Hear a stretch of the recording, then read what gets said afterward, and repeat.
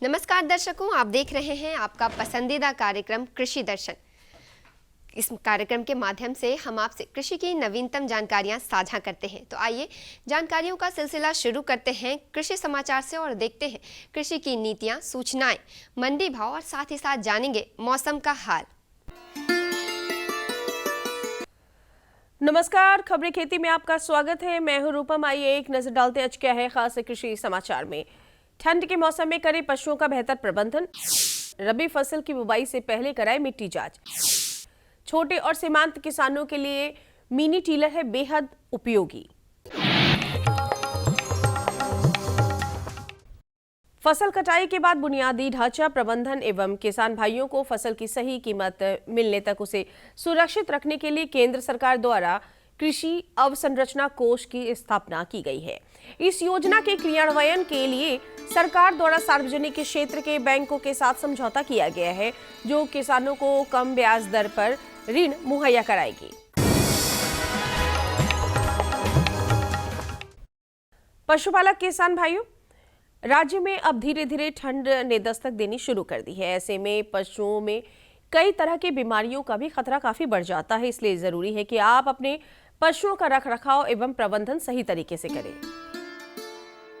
सर्दियों का मौसम आने वाला है, ऐसे में पशुओं की विशेष देखभाल की जरूरत होती है। ठंड में इन्हें शीत लगने की आशंका होती है, जिससे इनके स्वास्थ्य पर असर पड़ता है। इतना ही नहीं, ठंड के कारण इनके दूध उत्पादन की क्षमता भी काफी प्रभावित होती है। इसलिए जरूरी है कि ठंड के मौसम में पशुओं की देखभाल अच्छी तरीके से की जाए। पशुओं को सर्दी के प्रकोप से बचाने के लिए पशुशाला में रात को बोरी या टाट बांधकर हवा को आने से रोकें। जहां से भी ठंडी हवा आने की जगह है, उस जगह को ढक दें। ध्यान रहे कि ठंडी हवा के प्रभाव में आपके पशु को कई तरह की बीमारियां हो सकती है। सर्दियों के दिनों में पशुओं को कुछ देर के लिए धूप में जरूर बांधें।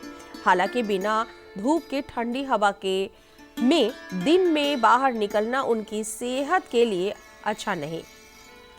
धूप से उन्हें जरूरी पोषक तत्व मिलते हैं, जो उनकी सेहत के लिए काफी लाभकारी साबित होता है।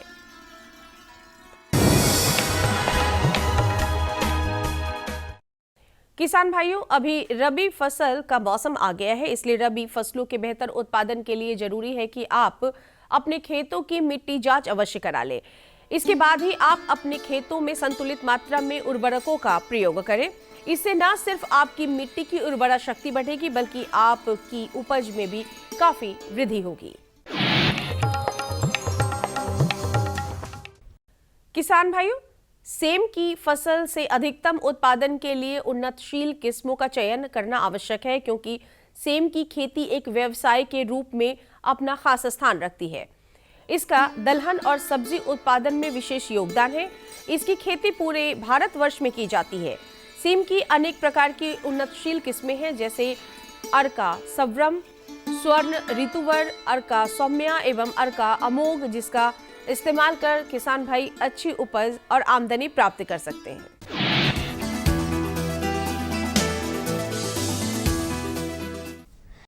उपकरण में आज हम बात करेंगे सबसे छोटे कृषि यंत्र मिनी टीलर की।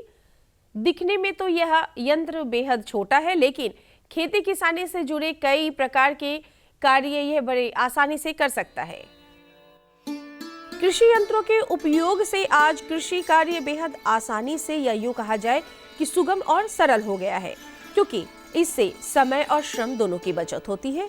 लेकिन आज भी कई ऐसे यंत्र हैं जो छोटे और सीमांत किसानों की पहुंच से काफी दूर है। किसान भाइयों के लिए मिनी टीलर कई मायनों में कारगर साबित हो रहा है। इस यंत्र की मदद से किसान भाई खेतों की जुताई, खेतों में मेड़ का निर्माण करने के साथ साथ सब्जी के खेतों में मेड़ के बीच से खरपतवार को नष्ट कर सकते हैं आसानी से। इस यंत्र की खास बात यह है कि वजन में हल्का होने के साथ साथ इसे कम जगह वाली खेतों में भी आसानी से ले जाया जा सकता है और लाया जा सकता है।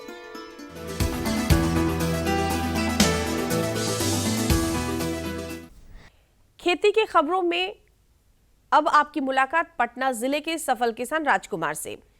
राजकुमार ने अपने घर में ही मशरूम की विभिन्न प्रजातियों की उपज पैदा कर न सिर्फ अपनी किस्मत बदली बल्कि कई बेरोजगारों को नई राह दिखा रहे हैं।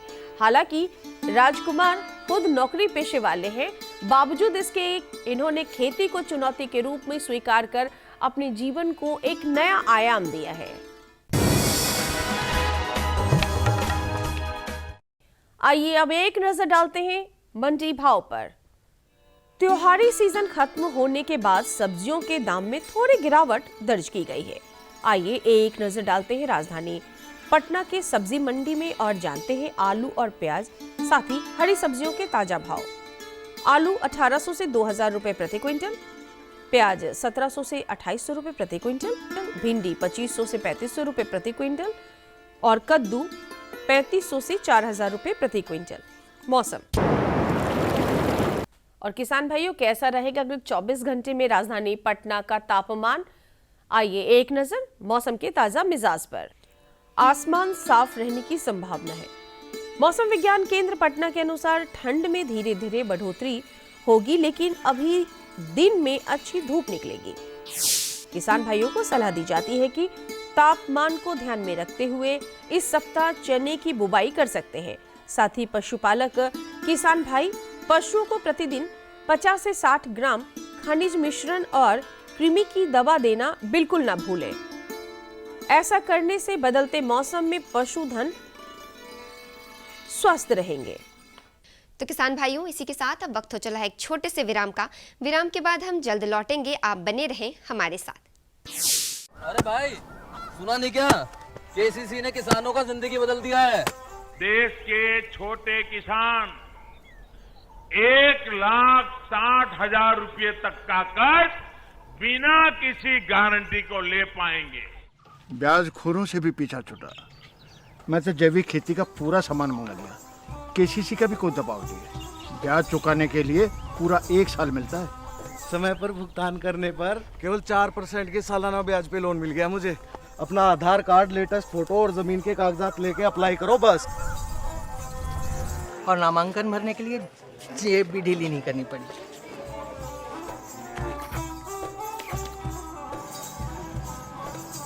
चाचा, उधार चुकाने के 24 घंटे के बाद उतने ही पैसे वापस निकाल सकते हैं। केसीसी ने किसानों की जिंदगी वाकई बदल दी है। तो आप भी किसान क्रेडिट कार्ड अपनाएं और सहजता से ऋण पाएं। अरे भाई रामेश्वर, क्या बात है? बड़े परेशान दिख रहे हो। सोच रहा था कि अभी तो हाथ पांव चल रहे हैं तो खेती कर पा रहा हूँ, कल को जब इनमें ताकत नहीं रहेगी गुजारा कैसे होगा? पेंशन से। पेंशन? हाँ, और वो भी हम जैसे किसानों के लिए। अब हम जैसे छोटे किसान भी 60 साल के होने पर 3000 रुपए मासिक पेंशन पा सकते हैं। सच में? हाँ, चलो मैं तुम्हें दिखाता हूँ।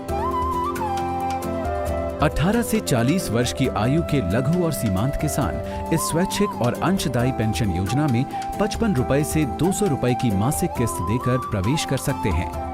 भारत सरकार भी हर महीने किसान के बराबर किस्त का योगदान करेगी। कभी नहीं सोचा था कि हम जैसे किसानों की भी पेंशन का सपना कभी सच होगा। प्रधानमंत्री किसान मान धन योजना, अन्नदाता के परिश्रम को संबल, पेंशन से सुरक्षित उनका कर। नजदीकी जन सेवा केंद्र जाकर इस योजना से जुड़ें। हर जोखिम से निकल कर फसल आए, सुरक्षित हो जाए। फसल बीमा से हर किसान अब आत्मनिर्भर हो जाए। अब सूखा पड़े या बाढ़ आ जाए, कोई डर नहीं। अब ओले पड़े या कीट पतंगे फसल खा जाए, कोई फिक्र नहीं। अब कैसी भी आपदा हमारी फसल पे आ जाए, क्षति होने पर हमारे दावों का उचित भुगतान मिलता है, क्योंकि हमने लिया है प्रधानमंत्री फसल बीमा। बुआई से फसल कटाई तक हर जोखिम का दावा, न्यूनतम प्रीमियम पर अधिकतम भुगतान का वादा। योजना से हर साल जुड़ रहे हैं 5 करोड़ से ज्यादा किसान। अब आपकी है बारी। नजदीकी कृषि कार्यालय, सहकारी समिति, बैंक शाखा, अधिकृत बीमा कंपनी या जन सेवा केंद्र में स्वेच्छा से करा सकते हैं पंजीकरण। फसल बीमा पोर्टल या फसल बीमा ऐप द्वारा भी किया जा सकता है पंजीकरण। प्रधानमंत्री फसल बीमा योजना, आपकी फसलों का संपूर्ण सुरक्षा कवच। कृषि एवं किसान कल्याण मंत्रालय, भारत सरकार। विराम के बाद आपका एक बार फिर से स्वागत है। पिछले दिनों पटना के ज्ञान भवन में रबी कर्मशाला का आयोजन किया गया, जिसके तहत वहां मौजूद कृषि विभाग के सभी कृषि पदाधिकारियों सहित कृषि समन्वयक को किसानों के उत्पादन और उत्पादकता बढ़ाने के संबंध में प्रशिक्षण दिया गया।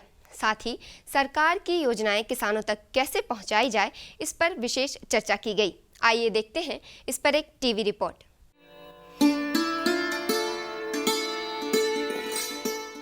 नमस्कार, कृषि दर्शन देख रहे हैं आप सभी दर्शकों का मैं रूपम बहुत बहुत स्वागत करती हूं।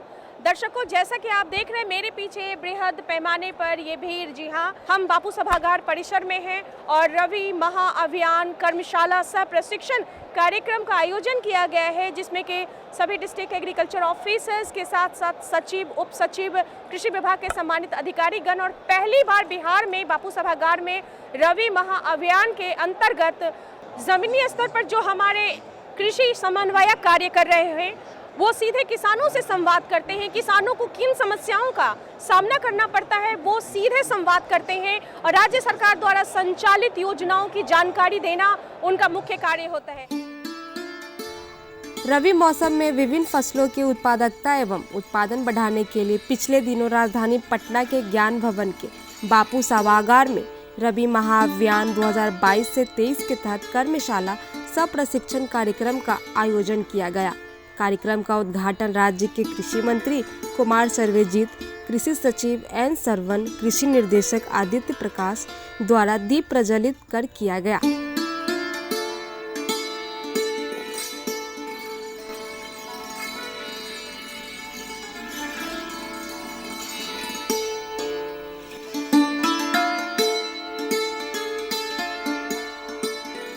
सभा को संबोधित करते हुए कृषि मंत्री ने कहा कि रबी फसल के उत्पादन में वृद्धि कैसे हो, इसके लिए कृषि पदाधिकारी एवं कर्मचारी एक साथ मिलकर टीम एग्रीकल्चर की भावना से काम करें एवं किसानों की समस्या को सुने और उसका समाधान करें। सभी कृषि पदाधिकारी बापू सभागार में रबी 2022 की सफलता के लिए एक साथ विचार विमर्श के लिए एकत्रित हुए हैं। मुझे बताया गया है कि इससे पहले वर्ष 2011 में श्री विधि से धान की खेती महाअभियान की शुरुआत श्री कृष्ण मेमोरियल हॉल में की गई थी और इसमें सभी स्तर के पदाधिकारी एवं एक साथ उपस्थित थे। इस तरह के आज का दिन राज्य में कृषि विकास के लिए एक बार पुनः संकल्प लेने का अविस्मरणीय अवसर है। मुझे बताया गया है कि सचिव कृषि विभाग द्वारा टीम एग्रीकल्चर की भावना से काम करने का आपको निर्देश दिया गया है। कृषि विभाग के शस्य उद्यान, पौधा संरक्षण, रसायन इत्यादि कोटि के विशेष पदाधिकारी कार्य कर रहे हैं। सभी कोटि के पदाधिकारी एवं कर्मियों एक साथ मिलकर टीम भावना किसानों की समस्या को सुनने और समाधान करने की आवश्यकता है। आज यह आयोजन इस टीम एग्रीकल्चर की भावना को मजबूत करेगा। यह मजबूती किसानों के लिए बहुत ही आवश्यक है। तो टीम एग्रीकल्चर ये शुरू से हमारे विभाग में ऐसी व्यवस्था है कि हम सब टीम एग्रीकल्चर एक साथ भाईचारे के साथ हम बिहार के लिए काम करते हैं। कृषि मंत्री ने कहा कि किसानों को हर हाल में डीजल अनुदान का लाभ मिलना चाहिए। जिन किसानों का डीजल अनुदान का आवेदन अपने प्रक्रियागत कारणों से अस्वीकृत किया गया है, कृषि पदाधिकारी उन किसानों के घर जाएं और उन्हें त्रुटियों की जानकारी देकर उसे अविलंब सुधार करें। गौरतलब है कि राज्य में कई इलाकों में सूखा पड़ने के कारण खरीफ मौसम में किसानों को काफी कठिनाइयों का सामना करना पड़ा। रबी 2022 की शुरू करने के साथ ही हम इस बात का भी ध्यान रखना होगा कि राज्य के किसानों को खरीफ मौसम में काफी कठिनाई हुआ है। जुलाई महीने में सामान्य से 60% कम, अगस्त महीने में सामान्य से 37% कम वर्षा हुआ है। इसका सीधा असर धान की खेती पे पड़ा है। 35 लाख हेक्टेयर में धान की खेती का लक्ष्य के विरुद्ध मात्र 30.72 लाख हेक्टेयर में धान की खेती कर पाए हैं। जिन किसानों के द्वारा धान की रोपनी कर ली गई, उन्हें फसल को बचाने के लिए डीजल से सिंचाई की जरूरत पड़ रही है। किसान की सहायता के लिए राज्य सरकार द्वारा डीजल पर अनुदान दिया जा रहा है। हम माननीय मुख्यमंत्री जी के प्रति आभारी हैं कि उन्होंने किसानों के हित को ध्यान में रखते हुए राज्य की अक्षमता निधि से राशि की स्वीकृति दी है। कृषि विभाग का दायित्व है कि इन सभी किसानों तक डीजल अनुदान का लाभ पहुंचाया जाए। इसके अलावा कृषि मंत्री ने यह भी कहा कि फसल क्षति का सर्वेक्षण समय से हो। बाढ़ एवं सूखे के कारण किसानों की खरीफ फसल की क्षति हुई है, इसका सर्वेक्षण किया जाए ताकि राज्य सरकार के स्तर पर किसानों की सहायता के लिए आवश्यक निर्णय तुरंत हो सके। कृषि मंत्री ने फसल अवशेष जलाने की घटना को भी काफी गंभीरता से लिया है। इसके रोकथाम के लिए कृषि पदाधिकारियों को कड़ी कार्रवाई करने का भी निर्देश कृषि मंत्री ने दिया है। फसल क्षति का सर्वेक्षण समय से हो। बाढ़ के कारण, सूखे के कारण किसानों को खड़ी फसल की क्षति हुई है, इसका समय से सर्वेक्षण किया जाए ताकि राज्य सरकार के स्तर पर किसानों की सहायता के लिए आवश्यक निर्णय हम लोग तुरंत ले सकें। चौथा है कि फसल अवशेष जलाने की घटना को यह संकल्प ले। सभी जानते हैं कि जलवायु परिवर्तन का कारण क्या है। किसान अपने खेतों में ही धान की रोपनी करते हैं, पुआल को जला देते हैं। ये एक विकट समस्या उत्पन्न हो रही है पूरे देश में।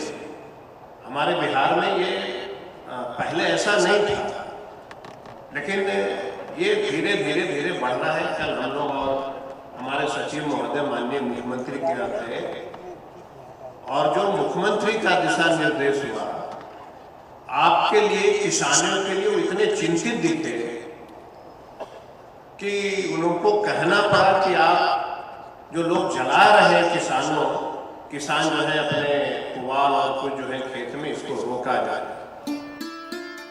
आज के समय में जलवायु परिवर्तन कृषि कार्य को काफी प्रभावित कर रहा है।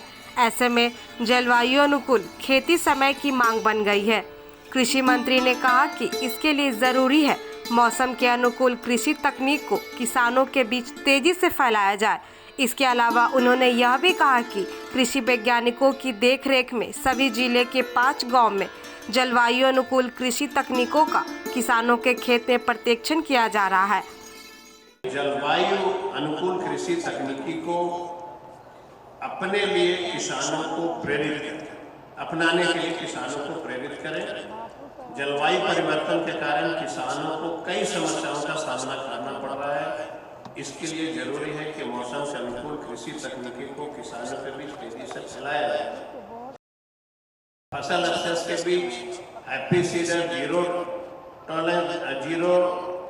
टिलेज मशीन से रबी फसल की बुआई, ऊंचे मेड़ पर फसल की बुआई, दलहन मक्का को अपनाकर फसल विविधीकरण की तकनीकी को किसानों को दिखाया जा रहा है।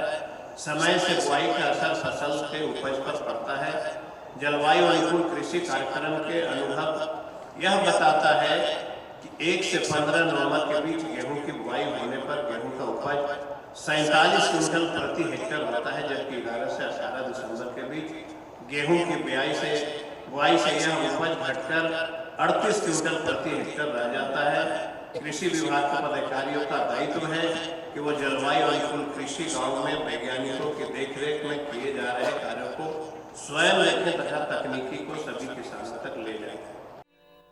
कृषि मंत्री ने कृषि पदाधिकारियों को यह भी सुनिश्चित करने का निर्देश दिया है कि रबी फसलों का बीज किसानों को समय से दिया जाए। साथ ही इस बात का भी ध्यान रखा जाए कि जो बीज किसानों को दिए जा रहे हैं वह उच्च गुणवत्ता वाले बीज हो। रबी फसल एवं बीज समय पर किसानों के घर तक पहुंचना। अभी हमारे सेक्रेटरी साहब ने कहा कि गया जिला के अधिकारियों ने डोर टू डोर जो है बीज को पहुंचाया। कितनी बड़ी खुशी की बात है।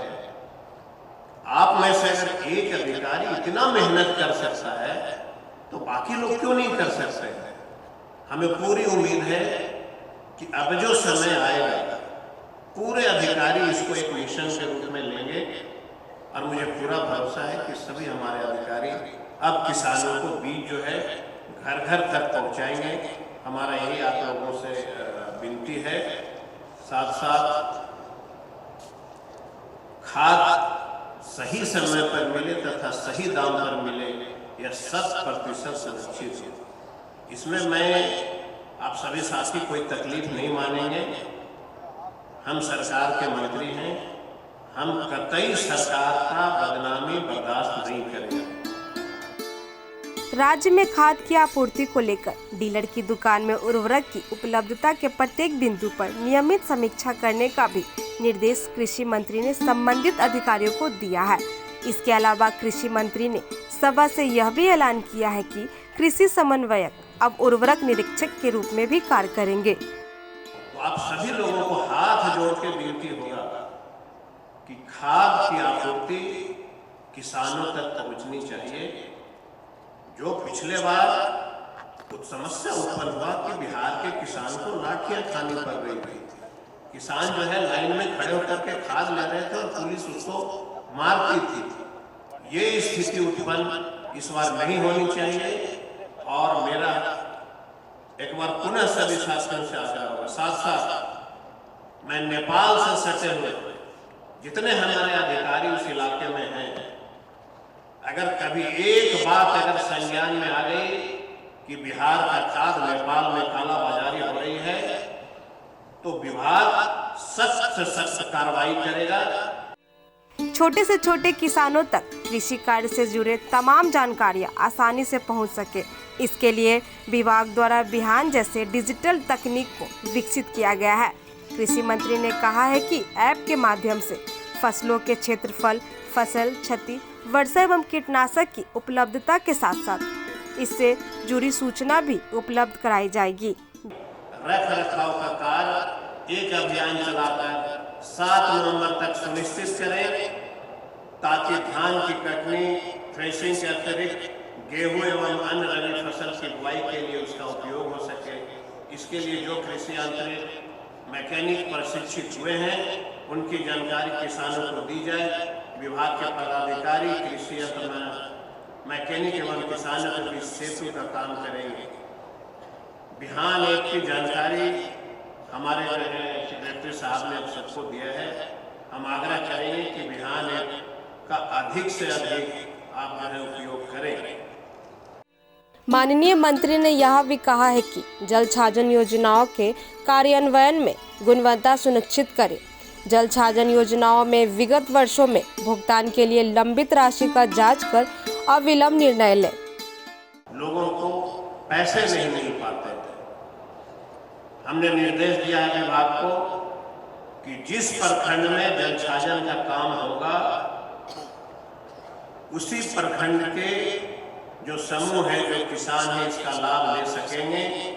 अगर मुझे संज्ञान प्राप्त होती है कि वैसे प्रखंड जिसमें जल छाजन का काम हो रहा है और कोई अन्य प्रखंड के लोग अगर उस प्रखंड में वो काम करेंगे तो हम इसकी जांच करा करके दोषी अधिकारियों को दंडित करने का जो है हमने सुनिश्चित कर दिया है। अब से कोई दूसरे जिला का व्यक्ति दूसरे जिला में आकर के जल छाजन का कोई काम नहीं करेगा। साथ साथ एक प्रखंड का व्यक्ति अपने ही प्रखंड में जल छाजन का काम करेगा, वह दूसरे प्रखंड में जाकर के वो जल छाजन का कोई काम नहीं करेगा। जल छाजन के लिए नियम और कानून बनाए गए हैं, उसी कानून के तहत जिले में काम होंगे। कार्यक्रम की अध्यक्षता कर रहे कृषि सचिव एन सरवन ने कहा कि किसानों को योजनाओं का लाभ देने में पारदर्शिता बरती जाए, इसके लिए कृषि विभाग में तकनीक का प्रयोग किया जा रहा है। आज के डेट में जो डिपार्टमेंट में कितने भी योजनाएं हम लोग संचालित कर रहे हैं, लगभग सभी योजनाएं ऑनलाइन तरीके से कराया जा रहा है। उसका सबसे बड़ा फायदा है कि कोई भी हमारे पदाधिकारी है नीचे, वो ज़्यादा मनमानी करने में अभी नहीं हो पा रहा, मनमानी नहीं हो पाएगा। ज़्यादा अकाउंटेबिलिटी और ज़्यादा पारदर्शिता बढ़ रही है, क्योंकि जो भी किसान ऑनलाइन में आवेदन देते हैं तो उसका निष्पादन का ट्रैकिंग मंत्री महोदय से लेकर नीचे लेवल तक सारे लोग कर सकते हैं। राज्य में गैर रैयत किसानों की संख्या भी काफ़ी है, जिसके नाम पर जमीन नहीं है लेकिन वह भी खेती कर जीविकोपार्जन कर रहे हैं। ऐसे किसानों को भी विभाग द्वारा योजनाओं का लाभ दिया जा रहा है। दूसरा है सर, जो हमारे राज्य में गैर रैयतों की संख्या बहुत बड़ी है। काफ़ी रैयत ऐसा है, काफ़ी किसान लोग ऐसा है उनके नाम पर जमीन नहीं है लेकिन वो जमीन का जोत वही लोग कर रहे हैं। ऐसे किसानों को भी रिकॉग्नाइज करने का, ऐसा किसानों को भी लाभ देने का काम कृषि विभाग के द्वारा किया जा रहा है। खासकर मैं बताना चाहूँगा, वो जो आपदा पीड़ित किसानों को लाभ देना हो या कोई भी योजना में हो, जहाँ पर जमीन की विवरणी की उतना ज़्यादा जरूरत नहीं है, ऐसे सभी योजनाओं में गैर रैयत किसानों को भी लाभ दिया जा रहा है। रबी महाअभियान 2022 की जानकारी देते हुए कृषि निर्देशक डॉक्टर आदित्य प्रकाश ने बताया कि इस वर्ष रबी मौसम 2022 से 23 में कृषि विभाग रबी फसलों के 30 आधुनिक प्रभेदों के प्रमाणित बीज को बढ़ावा देने के लिए बीज संबंधित विभिन्न योजनाओं का कार्यान्वयन किया जा रहा है। उन्होंने यह भी कहा कि इस मौसम में राज्य के लगभग 4,50,000 हेक्टेयर में खेती करने का लक्ष्य निर्धारित किया गया है।